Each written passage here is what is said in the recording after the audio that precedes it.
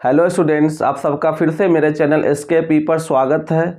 आशा करता हूं आप सब अच्छे होंगे।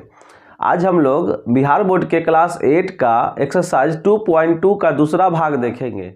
इससे पहले मैं इस एक्सरसाइज के प्रश्न 1 से प्रश्न 5 तक बना चुका हूं। उस वीडियो का लिंक नीचे डिस्क्रिप्शन बॉक्स में दिया गया है, आप वहां से जाकर उस वीडियो को चेक कर सकते हैं। आइए अब हम बाकी के क्वेश्चन को देखते हैं। क्या लिखा हुआ है? बिल्लू के पास 1 रुपया 2 रुपया, बिल्लू के पास 1 रुपया 2 रुपया और 5 रुपया के कुल 160 सिक्का है, जिनका कुल मूल्य 300 रुपया है। यदि 2 रुपये के सिक्कों की संख्या 2 रुपयों के सिक्कों की जो संख्या है वह 5 रुपये के सिक्कों की संख्या का 3 गुना है। कहने का मतलब है कि 2 रुपये का सिक्का अब 5 रुपये का सिक्का, तो 5 रुपये के सिक्कों की संख्या का 3 गुना कौन है? तो 2 रुपये के सिक्कों की संख्या। अगर ये 3 सिक्का है तो 3 तिहाई, ये 3 गुने 3 9 सिक्का है। 2 रुपये के सिक्कों की जो संख्या है वह 5 रुपये के सिक्कों की संख्या का 3 गुना है। मान लीजिए कि 4 सिक्का है तो ये 4 का 3 गुना, 4 का 3 गुना, 3 गुने 4 12 सिक्का है। ये 5 सिक्का है तो 3 गुने 5 ये 15 सिक्का है। ये 1 सिक्का है तो 3 गुने 1 सिक्का है। तो इसको हम देखते हैं बना के, पहले सिंपल मेथड से, फिर देखेंगे प्रोसेस से पूरा। मान लेते हैं कि 2 रुपये के सिक्का, 5 रुपये के सिक्का, 2 रुपये के सिक्का, 1 रुपये के सिक्का। तो 5 रुपये के सिक्कों की संख्या को x मानते हैं, तो 5 रुपये के सिक्कों की संख्या की 3 गुनी कौन है? 2 रुपये के सिक्कों की संख्या। अगर 5 रुपये के सिक्कों की संख्या को x मानते हैं तो इसका 3 गुना है, मतलब 3x है 2 रुपये के सिक्कों का संख्या। और सिक्कों की कुल संख्या है 160 है। सिक्कों की कुल संख्या 160, मतलब 5 रुपये के सिक्का, 2 रुपया के सिक्का और 1 रुपया के सिक्का, तीनों को मिलाकर कुल सिक्का है 160। तो जब 5 रुपये के सिक्का हो गया x और 2 रुपये का सिक्का हो गया 3x, तो दोनों मिला के कितना हुआ? 4x। 5 रुपया और 2 रुपया का कुल मिलाकर सिक्का है 4x, तो जो बच जाएगा ना वो 1 रुपया का सिक्का होगा। इसको निकालेंगे कैसे? तो कुल संख्या में से इस दोनों के संख्या को जोड़ के घटा देंगे। कुल संख्या में से इस दोनों के संख्या को जोड़कर जो कि आता है 4x, उसको घटा देंगे। तो कुल संख्या 160, सिक्कों की कुल संख्या 160, उसमें से क्या घटाएंगे?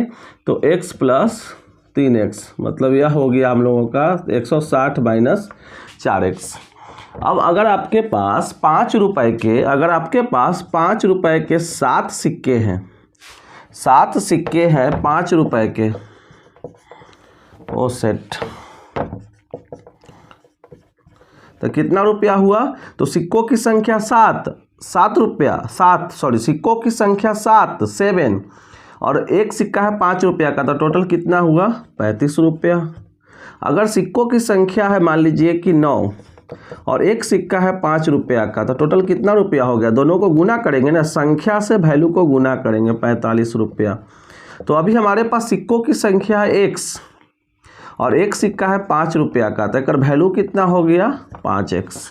तो इसका वैल्यू हो गया टोटल 5x, इसका वैल्यू हो गया टोटल 5x। इसका वैल्यू सिक्कों की संख्या, अगर 2 रुपया का सिक्का है आपके पास, अगर 10 सिक्का है 2 रुपया का, तो एक वैल्यू कितना होगा? 20 रुपया। अगर आपके पास 15 सिक्का है 2 रुपया का, तो इसका वैल्यू कितना होगा? 15 दूनी 30 रुपया। आपके पास 3x सिक्का है 2 रुपया का, तो वैल्यू कितना होगा? गुना करेंगे 6x, तो इसका वैल्यू हो गया 6x।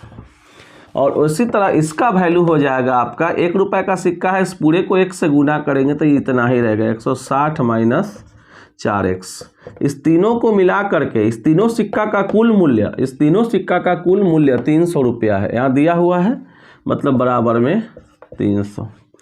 क्या हुआ? यह 5x 6x, 11x से 4x चला गया, तो 5 और 6 5 11 से 4 गया, तो कितना होगा? 7 4 11, 7x बराबर 300 प्लस 160 दूसरी ओर जाके माइनस 160 होगा।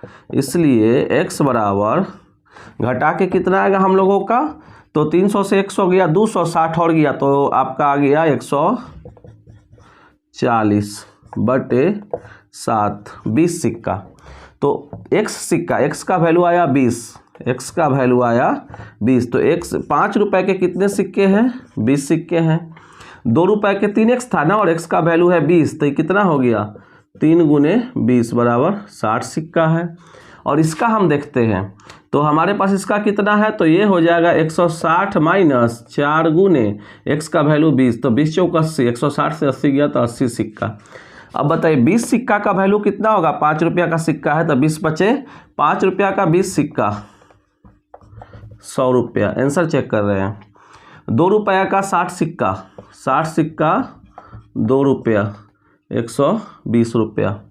और 1 रुपया का 80 सिक्का, 80 सिक्का 1 रुपया 80 रुपया। टोटल कितना हुआ? 300, जो कि दिया हुआ था। अब इस क्वेश्चन को बाय प्रोसेस बनाते हैं पूरा लैंग्वेज के साथ। अभी तो शॉर्टकट बनाए थे, लैंग्वेज के साथ देखते हैं।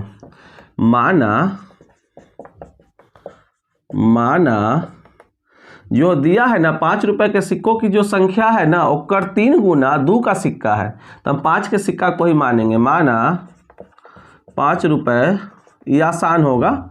अगर 2 का सिक्का मानेंगे ना तो 5 का सिक्का बटा में 3 लिखना पड़ेगा, इसलिए ज़्यादा आसान है। 5 रुपए के सिक्कों की संख्या बराबर x, इसलिए 2 रुपए के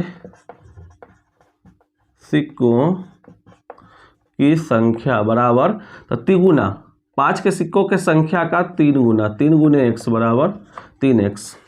अब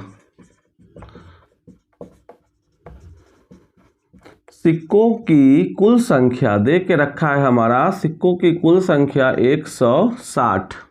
तो 160 सिक्का किसका किसका है? 1 रुपया का, 2 रुपया का, 5 रुपया का।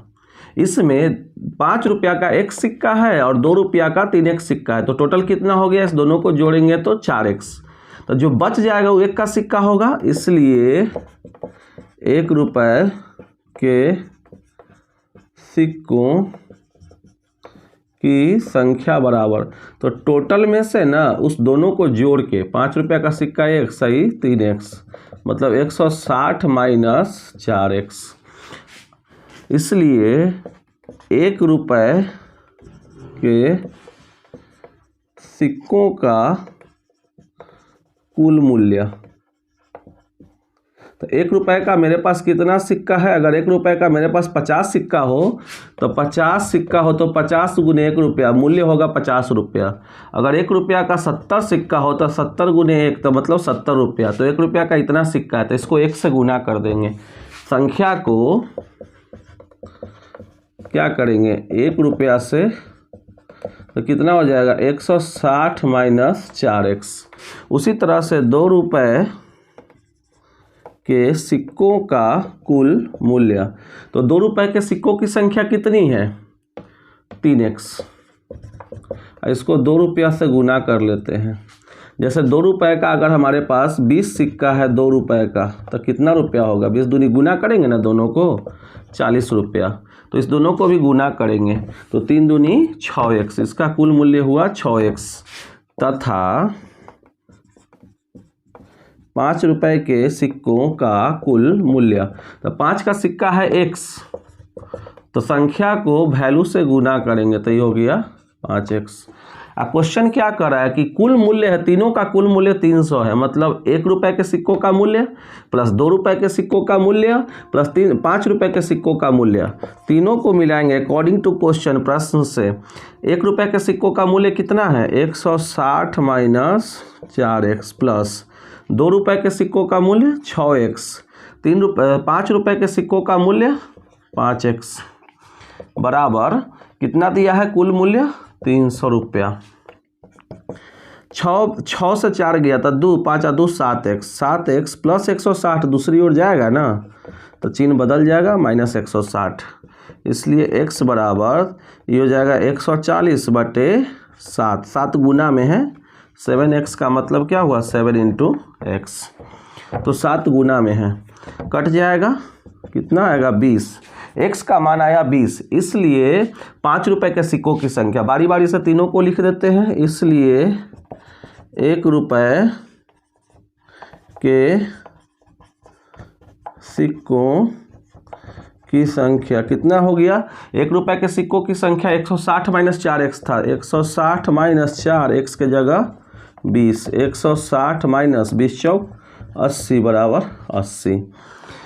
2 रुपये के सिक्कों की संख्या, 2 रुपये के सिक्कों की संख्या कितनी है? 3x। 3x मतलब क्या हुआ? 3 गुने 20। x का वैल्यू 20 है हमारे पास, तो 60 सिक्का है।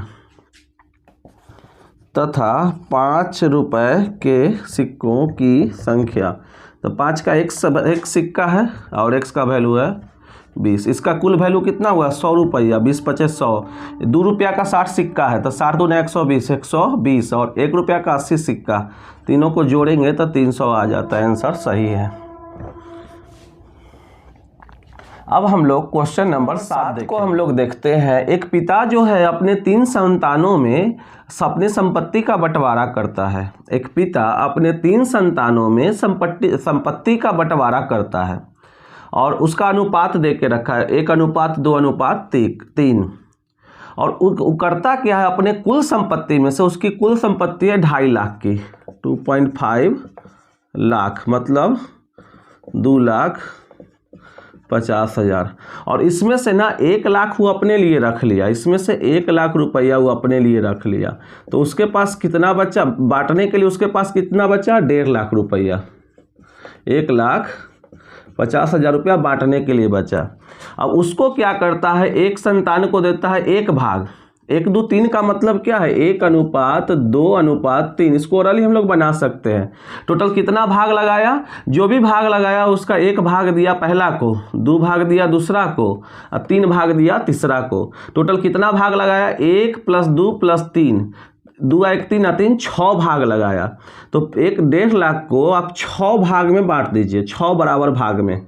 6 से कटेगा 150, 150, 25 का 150, 25 बार में, 25 बार में 150, उस पर 3 0, 25,000 रुपया। तो प्रत्येक भाग जब 6 भाग में बांटेगा, 6 भाग में बांटेगा ना, तो प्रत्येक भाग होगा 25,000 का। तो पहला को मिला है 1 भाग, तो 1 भाग मतलब कितना रुपया? 25,000। दूसरा को मिला है 2 भाग, तो 1 भाग 25,000, तो 2 भाग 50,000, 2 गुने 25, 50,000। और तीसरा को मिला है 3 भाग, तो 1 भाग में है 25,000, तो 3 भाग में कितना होगा? तो 3 गुने 25 या 25 + 25 + 25, 75,000। आप इस तरह से देखिए, 25,000 और 50,000, 75,000 और 75,000, 1.5 लाख। 1.5 लाख बांट दिया, 1 लाख खुद रख लिया, टोटल 2.5 लाख हो गया। अब इस क्वेश्चन को हम प्रोसेस से बनाते हैं। क्वेश्चन बहुत आसान है, बड़ा सा क्वेश्चन देख के आप लोग डर मत जाइएगा। क्या लिखा है? जब भी अनुपात में देता है हम अनुपात को मान लेते हैं x, तो यह हो जाएगा, पहला को मिलेगा x, 1x होगा, लेकिन 1x हम लोग लिखते नहीं हैं। 1 × x क्या हो जाएगा? x। तो पहला को मिलेगा x, दूसरा को कितना मिलेगा? 2x, तीसरा को 3x। तो माना उनके मतलब उन तीनों संतान के उनके हिस्सों का अनुपात, उनके हिस्से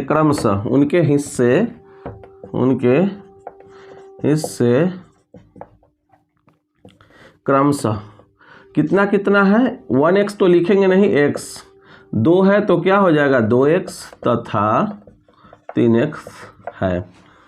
अब कुल संपत्ति बराबर, अब कुल संपत्ति बराबर 2.5 लाख मतलब 2.5 लाख बराबर 2,50,000 रुपया। इसमें से 1 लाख अपने पास रख लिया, 1 लाख स्वयं रखा कुल संपत्ति में, इसलिए एक कुल संपत्ति 2.5 लाख का है और 1 लाख खुद रख लिया है, 1 लाख खुद अपने पास रखा, इसलिए कितने रुपए को बांटी जाने वाली 1 लाख स्वयं रखेगा, 1 लाख रुपए स्वयं रखा, इसलिए चूंकि 1 लाख रुपए स्वयं रखा, इसलिए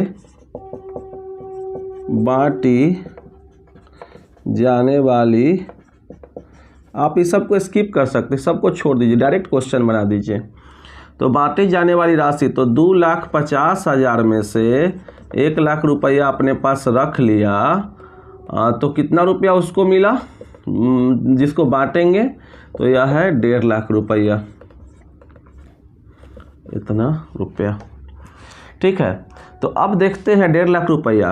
अब चूंकि 1.5 लाख रुपया में से एगो को दिया x, एगो को दिया, इसको 3 भाग में बांटा है, एगो के x, एगो के 2x, एगो के 3x, तो ये तीनों आपस में जोड़ेगा तो फिर 1.5 लाख ही पूरेगा। 1.5 लाख रुपया को 3 लोगों में मान लीजिए A, B और C में बांटा गया, एगो को मिला x, एगो को 2x, एगो को 3x, तो तीनों जब अपने हिस्सा को जोड़ेगा तो 1.5 लाख को बांटे हैं तो वापस जोड़ के 1.5 लाख ही पूरेगा। इसलिए यहाँ पहलक्का लड़का का हिस्सा, दूसरका का हिस्सा और तीसरका का हिस्सा, तीनों आपस में जोड़ेगा ना तो 1.5 लाख पूर जाएगा। सॉल्व कर दीजिए, 3 2 5, 3 2 5 1, 6x बराबर 1.5 लाख,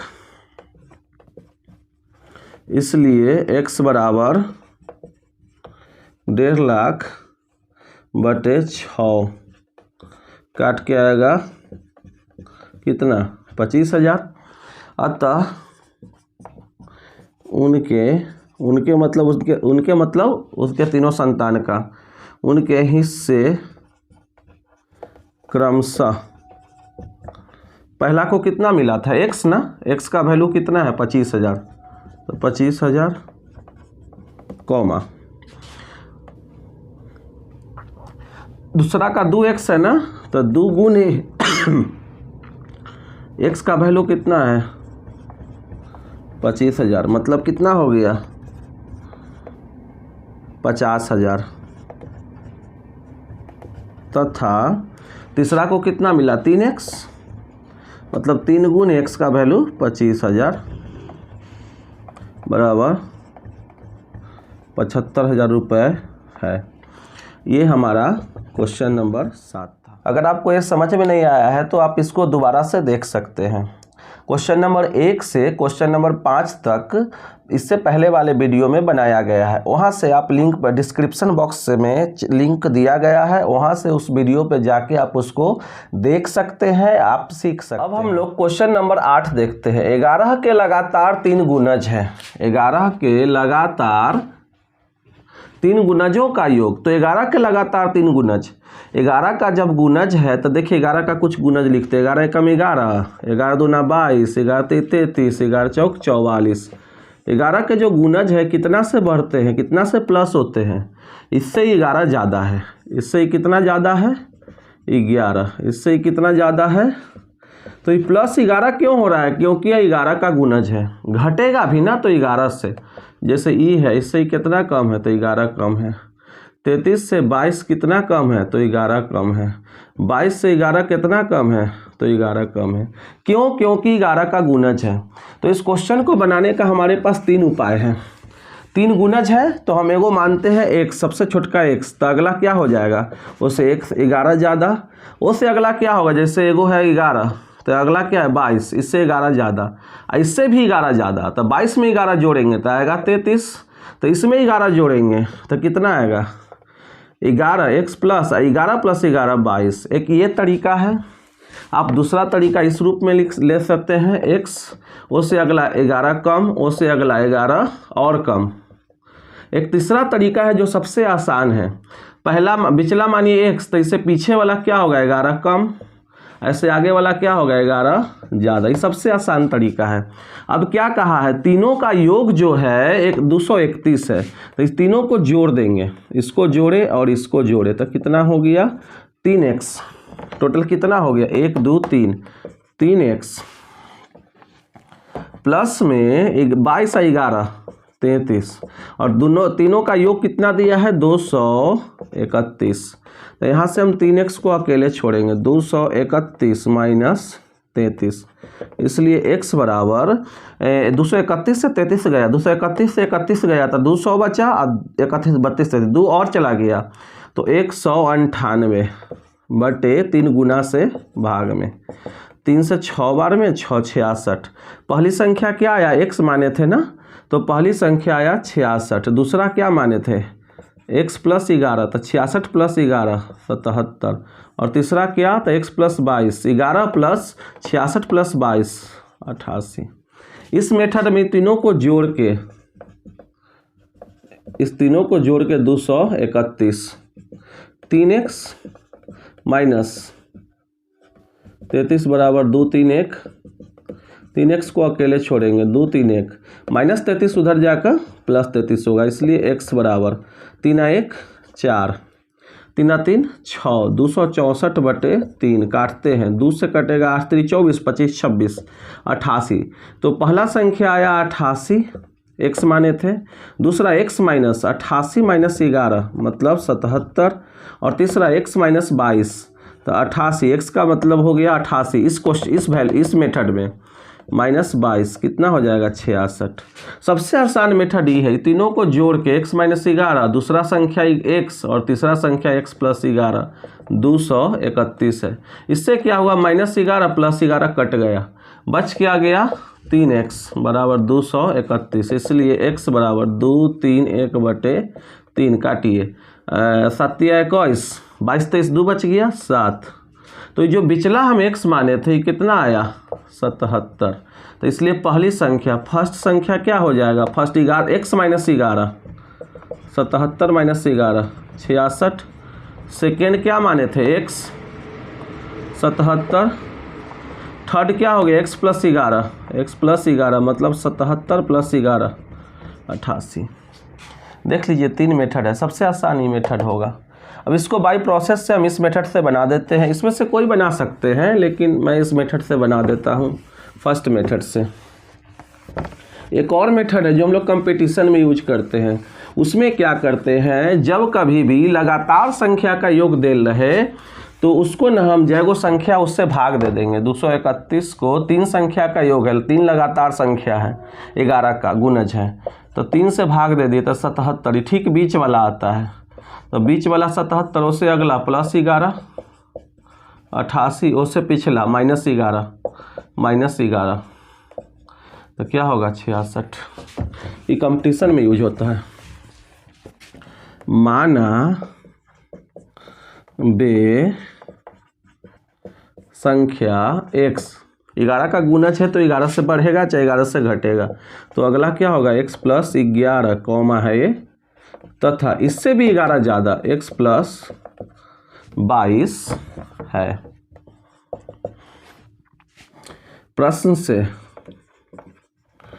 प्रश्न से लिखने से अच्छा रहता है अकॉर्डिंग टू क्वेश्चन लिख दिया जाए।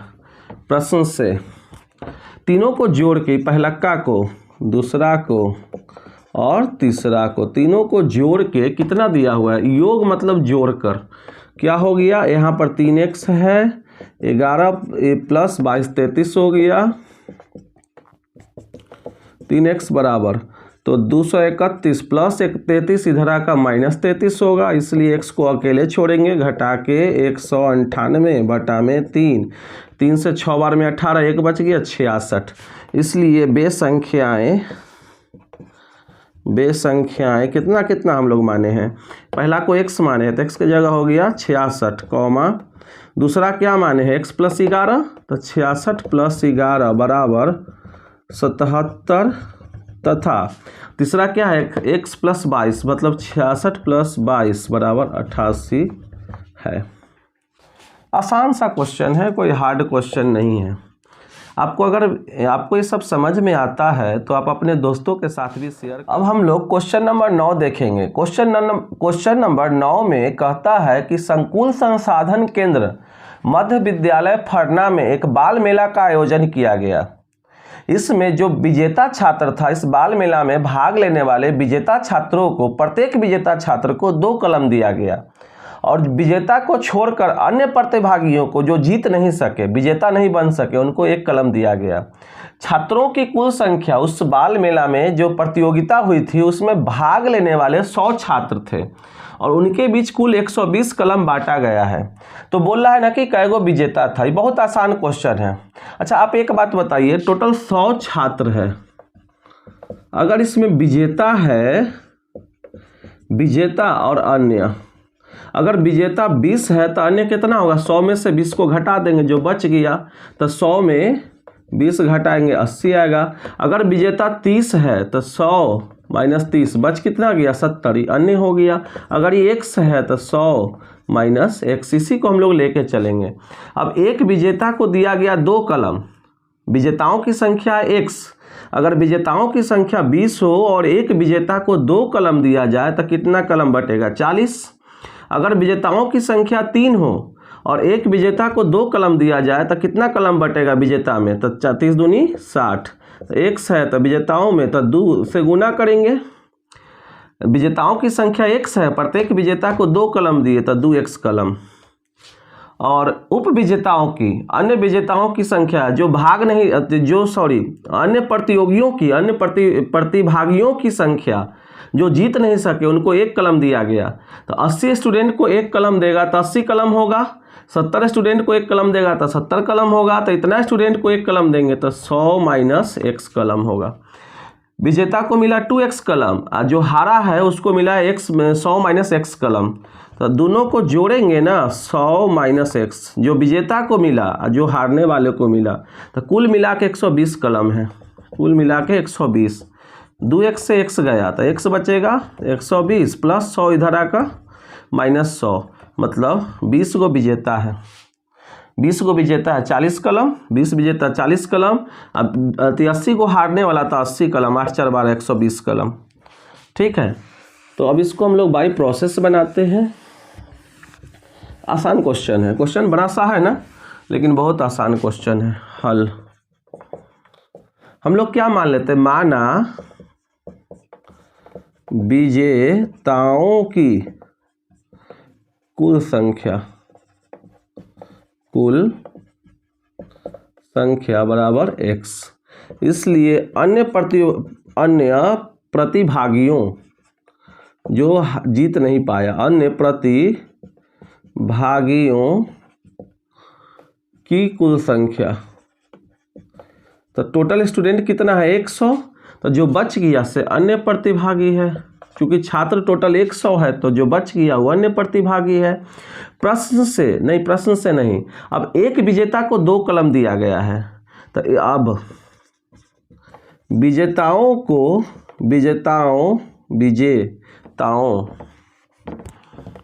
विजेताओं में वितरित में बांटा गया, क्या लिखा है?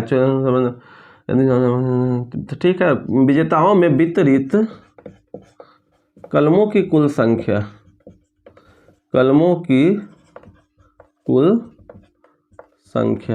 तो एक विजेता को मिला है 2 कलम, अब विजेताओं की संख्या x, तो दोनों को ना गुना कर देंगे, 2x कलम बटाया है विजेता में, तथा अन्य प्रतिभागियों में वितरित कलमों की कुल संख्या। तो अन्य, आप देखेंगे यहाँ पर अन्य प्रतिभागियों की संख्या कितनी है? 100 माइनस x, और 1 कलम दिया गया था, कितना आएगा? 100 माइनस x ही आएगा। अब प्रश्न से अकॉर्डिंग टू क्वेश्चन, जो विजेता को कलम दिया गया 2x और जो अन्य प्रतिभागियों को दिया गया 100 माइनस x, ये दोनों मिला के 120 कलम है, दोनों मिला करके 120 कलम है। तो यहाँ से क्या होगा? 2x से x गया, x बचेगा 120 माइनस प्लस 100 इधर आकर माइनस 100 बराबर 20। तो x क्या माने थे? विजेताओं की संख्या, और यही हमसे पूछा जा रहा था। फाइनल आंसर लिख दो। अतः देखिए कितना आसान क्वेश्चन है, विजेताओं की कुल संख्या कितना है? विजेताओं की कुल संख्या 20 है। अब इस चैप्टर का हम लोग आखिरी क्वेश्चन देखते हैं, क्वेश्चन नंबर 10। अब हम लोग क्वेश्चन नंबर 10 देखते हैं। इस क्वेश्चन में क्या दिया है, रवि के पिता की जो वर्तमान उम्र है वह रवि के उम्र के तिगुना नहीं है, तिगुना से 5 ज़्यादा है। मतलब रवि का उम्र मान लो, इधर उसके पिता का उम्र मानते हैं। तो अगर रवि 7 वर्ष का है तो 7 का तिगुना कितना होगा, 7 गुने 3 21 होगा। लेकिन वह 21 साल के नहीं है, तिगुना से 5 वर्ष ज़्यादा है। मतलब इसमें 5 जोड़ेंगे तो 21 और 5 26 वर्ष। अगर रवि जो है अभी 3 वर्ष का है तो 3 गुने 3 3 3 9, नहीं ये नहीं लेते हैं, 3 3 9 और 5 14। 14 साल की उम्र में कोई पिता कैसे बन जाएगा, वो भी 14 साल की उम्र में 3 वर्ष का बच्चा हो, मतलब 11 साल की उम्र में पिता कैसे बनेगा। थोड़ा सा लॉजिकल लेते हैं। सपोज 8 वर्ष है, तो 8 वर्ष, अगर 8 वर्ष का उस रवि है तो उसके पिता कितने वर्ष के होंगे। रवि का जो पिता है उसके रवि के वर्तमान उम्र का तिगुना से 5 ज़्यादा था। रवि का वर्तमान उम्र 8, तो 8 का तिगुना, 8 3 24 और 5 29। अगर ये x वर्ष का है तो उसके पिता कितने होंगे, x का तिगुना, x गुने 3 + 5, मतलब क्या हो गया 3x + 5। और क्या दे, आज से 5 वर्ष बाद, अगर आज आप 10 वर्ष के हैं तो 5 वर्ष बाद आप कितने वर्ष के होंगे, तो 5 और जुट जाएगा 15 वर्ष के। आज अगर कोई 12 वर्ष का है तो 5 वर्ष बाद और कितना होगा, +5, 12 5 17 वर्ष। जितना वर्ष बाद का बोलेंगे ना उतना प्लस करते हैं, जितना वर्ष पहले का कहेगा उतना माइनस करते हैं। तो 5 वर्ष बाद, आज इतना है तो 5 वर्ष बाद कितना होगा, x + 5। आज उसके पिता इतना है तो 5 वर्ष बाद कितने होंगे, इसमें 5 और जुट जाएगा 10। क्या दिया है कि 5 वर्ष बाद ना उन दोनों के उम्रों का योग मतलब जोड़कर, तो 5 वर्ष बाद x + 5 है, 5 वर्ष बाद, वैसे आंसर यही होगा। 5 वर्ष बाद उसके पिता के उम्रों का योग कितना, उसके पिता का उम्र कितना है, तो यह है 3x + 10 और दोनों मिला करके कितना है 47। यह हो गया 4x, 10 और 5 15 बराबर 47, +15 उधर जाके -15 होगा, इसलिए x बराबर कितना आएगा, 47 से 15 गया, 47 से 10 गया 37, 37 से 5 गया 32, 32 और 5 37, और 4 गुना से आएगा भाग में 8। मतलब x किसको माने थे हम लोग, रवि को ना, तो रवि है 8 वर्ष का, तो पिता कितने हो जाएंगे, तो इसमें पुट कर दो, हालांकि यहाँ निकाले हुए हैं 3 गुने 8, 3 गुने 8 + 5, 8 3 24 और 5 29। अब इसको बाय प्रोसेस हम लोग देखते हैं। जनरली उम्र वाले क्वेश्चन में वर्तमान उम्र ही दिया रहता है, कभी कभी अलग भी देता है लेकिन बहुत कम होता है ऐसा। माना रवि की वर्तमान उम्र, रवि की उम्र जो है ना वो स्त्रीलिंग है उम्र, इसलिए क्वेश्चन में यहाँ की दिया रवि की वर्तमान उम्र बराबर x वर्ष, इसलिए उसके पिता की वर्तमान उम्र कितना होगा, तिगुना से 5 ज़्यादा, तिगुना से 5 ज़्यादा। अब इसलिए 5 वर्ष बाद, आप आज अगर 10 साल के हैं तो 5 वर्ष आप बाद ना 10 + 5 15 वर्ष के होंगे। तो आज यह x वर्ष का है तो 5 वर्ष बाद क्या होगा, 5 इसमें प्लस करेंगे, 5 वर्ष बाद रवि की उम्र कितना हो जाएगा, x + 5 वर्ष, तथा 5 वर्ष बाद उसके पिता की उम्र, तो उसके जो बाबूजी हैं, उसके जो पिताजी हैं, उसके जो फादर हैं, उनका वर्तमान उम्र कितना है, 3x + 5, 3x + 5, में 5 और जोड़ देंगे तो कितना हो जाएगा, 3x + 10 वर्ष। क्वेश्चन क्या बोल रहा है? अकॉर्डिंग टू क्वेश्चन कहता है 5 साल बाद ना जब उनके उम्रों का योग निकालेंगे, मतलब जोड़ेंगे, योग मतलब जोड़कर, तो 47 पूरना चाहिए। तो 5 वर्ष बाद रवि कितना हो जाएगा? x + 5 और बाबूजी कितना हो जाएंगे? 10। और दोनों मिला के, दोनों की उम्र मिला के कितना पूरना है? 47। 3 1 4x + 10 और 5 5 + 10 15। इधर 47 है, +15 दूसरी ओर ले चलेंगे तो क्या होगा? -15। इसलिए x बराबर 47 से 15 गया 32/4 8 आया। तो इसलिए दोनों का क्या बोला है? उन दोनों की वर्तमान उम्र निकालना है। अतः रवि की वर्तमान उम्र, x वर्ष माने थे ना, x वर्ष, तो x का वैल्यू कितना है?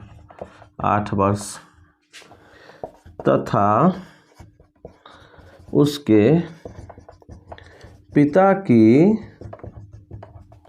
वर्तमान उम्र बराबर, तो पिता की वर्तमान उम्र कितना है? 3x + 5, 3x के जगह 8 + 5, 8 × 24 और 5 29 वर्ष।